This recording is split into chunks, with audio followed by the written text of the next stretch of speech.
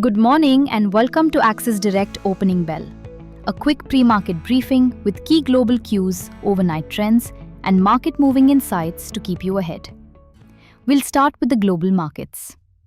Overnight in the US, the S&P 500 fell 0.51% and the Nasdaq dropped 1.51%, extending losses amid a tech-led sell-off, while the Dow Jones rose 0.53%.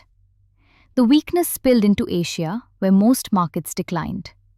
Japan's Nikkei 225 was marginally higher in the early hours, while Australia's ASX 200 slipped 0.18%, weighed down by energy stocks.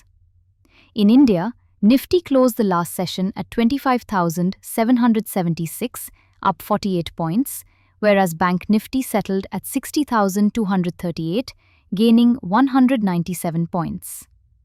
Nifty formed a bullish candle with shadows on either side, indicating a pause after three highly volatile sessions.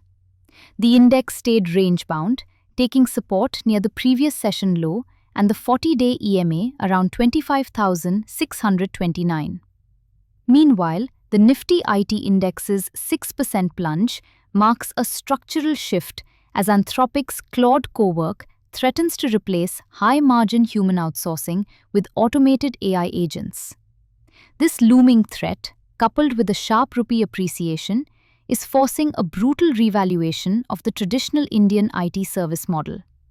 Broad-based selling was seen across the IT pack, with all frontline stocks closing sharply lower.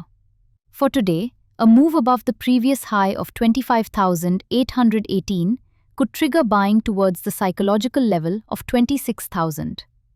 This level also remains the second highest call writing base for weekly expiry, acting as stiff resistance. On the downside, a break below the 40-day EMA may drag the index towards the 25,500 to 25,400 zone. Nifty futures inched up by 32 points, but a 2.2% fall in open interest shows the move was largely driven by short covering. Bank Nifty clearly outperformed, gaining 208 points alongside an 11% jump in open interest, signaling a strong long build-up in banking stocks. FIIs stayed marginal buyers for the second consecutive session, adding 30 crore rupees in the cash market. This pushed monthly inflows to 2,845 crore rupees, and kept the broader buy-on-dips bias intact. Derivatives positioning strengthened. The FII long-short ratio climbed to 0.19, the highest since December 2025. FIIs trimmed shorts in index futures and calls, while retailers offloaded 6,693 index futures and 115,643 index calls, along with hedging of 112,134 new index puts. India VIX cooled another 5% to 12.2, pointing to orderly institutional accumulation. Premiums reflected a split market. Nifty futures premium eased to 73 points, while Bank Nifty premium expanded to 180, highlighting banking leadership.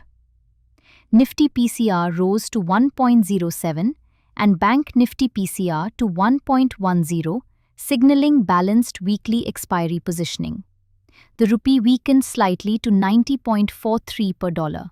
Sectorally, consumer durables and oil and gas led with gains of 2.66% and 2.08% respectively. In contrast, Nifty IT was the clear laggard, logging its worst single-day fall of 5.87%. Among F&O stocks, Kaynes topped the gainers, rising 6.5%, while Infosys dragged, declining 7.37%.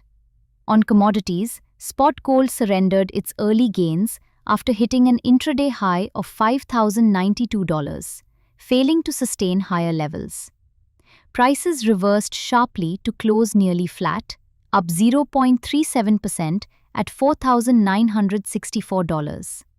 The pullback followed stronger than expected ISM non-manufacturing prices data, which boosted the US dollar and pressured bullion prices.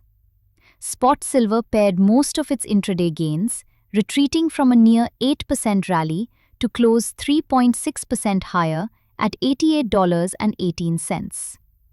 The pullback was driven by a stronger US dollar and profit booking after recent gains, while investors stayed cautious ahead of key US jobs data and ongoing geopolitical developments. WTI crude oil prices advanced about 1% to settle at $64.04 on Wednesday. The gains came after reports indicated that nuclear talks between the US and Iran had been cancelled, keeping geopolitical tensions in focus. Oil prices were further supported by industry data, showing an unexpected and significant decline in US crude inventories, as extreme cold weather disrupted production. That's it for today. Please note that this podcast is for informational purposes only and should not be considered as financial advice. Please refer to our website for the full disclaimer. Thank you, and see you in the next episode. Investments in securities markets are subject to market risks. Read all the related documents carefully before investing.